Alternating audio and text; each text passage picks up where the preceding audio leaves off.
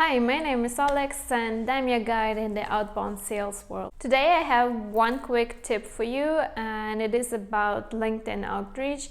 We know that LinkedIn outreach is a must when you do outbound sales. And to give you an idea about the numbers, the average connect rate across industries and different campaigns is around 30%.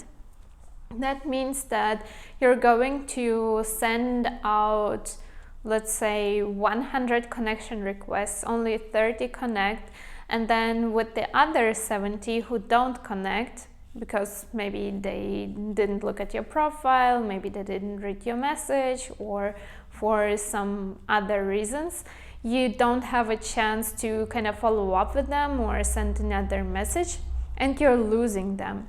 And before you go to your LinkedIn and start with the withdrawal process, I highly recommend you to do the following. First of all, if you rely on LinkedIn with your outbound sales process, I highly recommend you to get LinkedIn Premium or LinkedIn Sales Navigator. Obviously, it has a lot of benefits, and one big benefit is the following fact that if you have Premium and another person has Premium, you both can message each other even without being connected. That means with the other 70% who didn't connect with you on LinkedIn, well, I hope you have a higher acceptance rate, but the average is 30%. With the other 70%, you can scrape the profiles of those people. If you haven't done this yet, you can do this with Phantom Buster, for example, or any other LinkedIn scraping tool. And then you will see who has Premium and who hasn't, and those who have Premium, you can send them in-mail messages. You can write the in-mails obviously manually, but you can also automate this part with tools like Skylead or similar tools.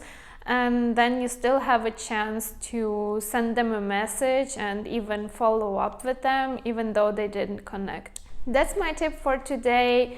If you think that those are really relevant prospects and there is a chance to start a conversation or build a relation with this person, then obviously go for it.